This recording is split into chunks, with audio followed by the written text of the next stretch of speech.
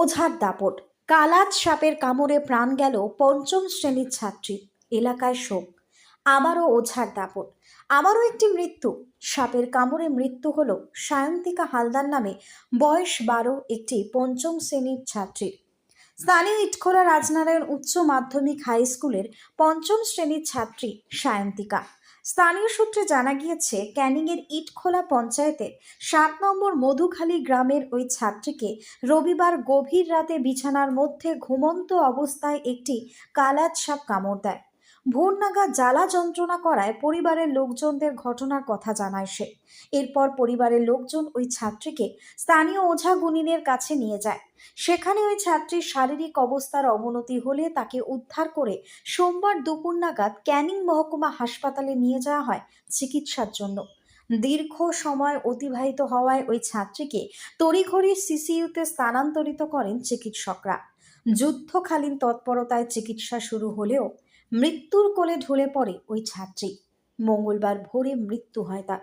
ক্যানিং থানার পুলিশ মৃতদেহটি উদ্ধার করে ময়না তদন্তের জন্য পাঠিয়েছে। অন্যদিকে এমন মর্মান্তিক ঘটনার খবর এলাকায় পৌঁছতেই শোকে কান্নায় ভেঙে পড়েছেন পরিবারের লোকজন সহ ওই ছাত্রী স্কুলের সহপাঠীরা। ঘটনাটি প্রসঙ্গে ক্যানিং মহকুমা হাসপাতালের সর্ববিশেষজ্ঞ চিকিৎসক ডক্টর সমরেন্দ্রনাথ রায় জানিয়েছেন, আবারও সাপের কামড়ে মৃত্যু হয়েছে এক ছাত্রীর। ঘটনাটা ভীষণই মর্মান্তিক এবং বেদনাদায়ক। একটি ফুল প্রস্ফুটিত হওয়ার আগেই ওঝা গুনিনের দাপট আর পরিবারের লোকজনদের কাণ্ডজ্ঞানহীনতার জন্য ঝরে পড়ল। ওঝা গুনিন করে প্রচুর সময় নষ্ট করা হয়েছে। তা সত্ত্বেও ওই ক্ষুদে ছাত্রীকে বাঁচানোর জন্য যুদ্ধকালীন তৎপরতায় চিকিৎসা পরিষেবা শুরু করা হয়েছিল। কিন্তু দুর্ভাগ্য, অতিরিক্ত সময় অতিবাহিত হওয়ায় চিকিৎসায় তেমন সাড়া মিলল না, মৃত্যু হলো। সকলকে আমার অনুরোধ, সাপ কামড় দিলে চোখ কান বন্ধ করে যত তাড়াতাড়ি সম্ভব নিকটবর্তী হাসপাতালে নিয়ে যান। অবশ্যই সুস্থ হয়ে উঠবে। আর ওঝা গুনিনকে বিশ্বাস করে সময় নষ্ট করলে প্রাণের বিনিময়ে খেসারত দিতে হবে। Bureau report, target Bangla news. আবারও আর এক ছাত্রীর মৃত্যু হলো, যার বয়স 12 বছর বয়স। কি বলবেন? দুঃখজনক ঘটনা অবশ্যই।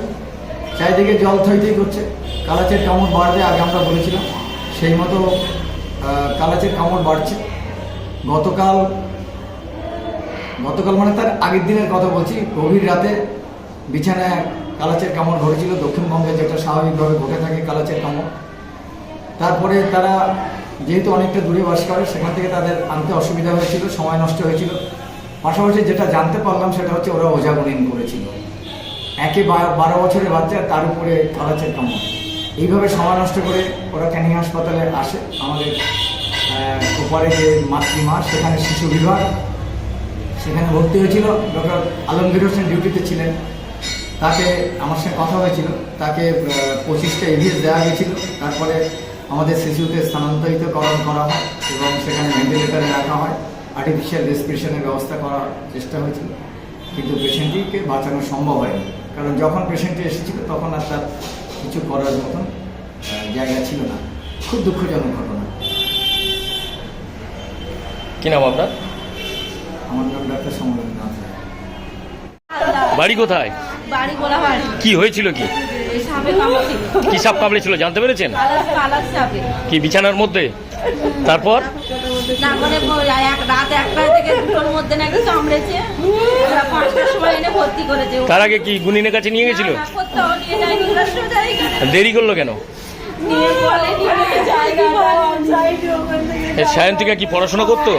কোন ক্লাসে পড়তো? 6 এ পড়ে, এবছর ভর্তি হয়েছে 6 এ। আমি ঠিক বলতে পারবো না।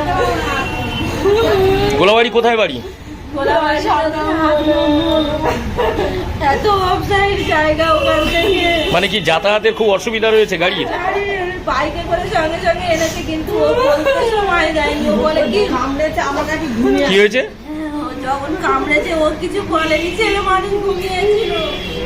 4টে বাজে তখনই বলছে, মা আমার জ্বালা যন্ত্রণা করছে, মা। তখন সঙ্গে সঙ্গে বের করে এনে প্রথম মাতৃ যখন হয়নি তখন এখানে দিয়েছে। আপনার কে হয়? আমার বোনের মেয়ে। আপনার নাম কি? আমার নাম খুশি হালদার।